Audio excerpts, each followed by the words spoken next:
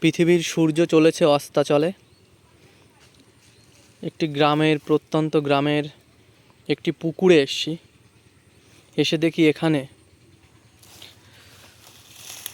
আরও অসংখ্য ভগবানের শরীরের অন্তিম দশা, মুণ্ডহীন অবস্থায় পড়ে আছে। হয়তো এটা কালী ঠাকুরের মূর্তির শেষ পরিকাঠামো।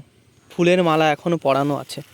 মানুষের হৃদয়ে যে ভগবানের স্থান, পূজা অর্চনার শেষে তার অবস্থান এইরকম। এই যে একটা পড়ে আছে, ওই যে একটা পড়ে আছে, ওই যে অসংখ্য পড়ে আছে। মানে হিন্দু ধর্মে কত পবিত্রভাবে পুজো অর্চনা করা হয়। যারা পুজো করে তারা হয়তো 24 ঘন্টা না খেয়ে থেকে উপোস করে পুজো করে, কিন্তু পূজার শেষে ভগবানের বিগ্রহ, ভগবানের মূর্তির এ কী দশা। ওই দূরে দেখা যাচ্ছে পায়খানা বাথরুমের জল আসে এখানে এই ড্রেন দিয়ে মানুষের।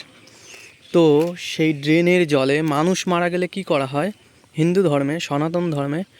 মানুষের মৃত্যুর পর তাকে সুন্দরভাবে স্নান করিয়ে সুগন্ধ দিয়ে, গায়ে সুগন্ধ ফুলের মালা পরিয়ে, বিভিন্ন আধুনিকরণের মাধ্যমে তাদেরকে উন্নত মানের শ্মশানে নিয়ে গিয়ে পুড়িয়ে ছাই করে দিয়ে পবিত্র গঙ্গার জলে ভাসিয়ে দেওয়া হয়। কিন্তু ভগবানের যে ভগবান, যে আধ্যাত্মিকতার সাধনায় আমাদের সনাতন ধর্ম লিপ্ত, সেই ভগবানের দশায় এই যে বুকের উপর দিয়ে গাছ গজিয়ে গেছে এই কাঠামোগুলোকে, এগুলোকে তো ভগবানের শরীর না, নাকি মাটি দিয়ে তৈরি? মানুষের শরীরও তো মাটি।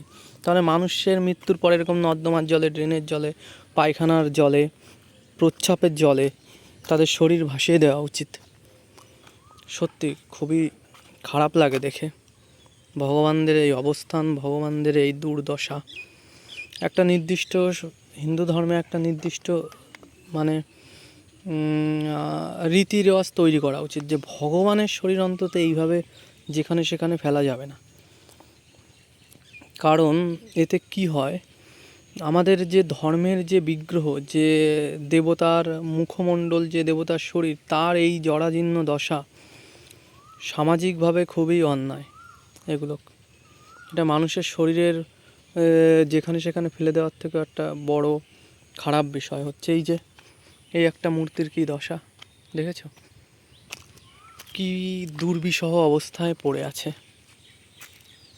সারাদিন উপোস করে, কত আরাধনা করে ভগবানকে সাজিয়ে তারপরে এইভাবে যদি ফেলে দেওয়া হয়, সত্যি খারাপ বিষয়।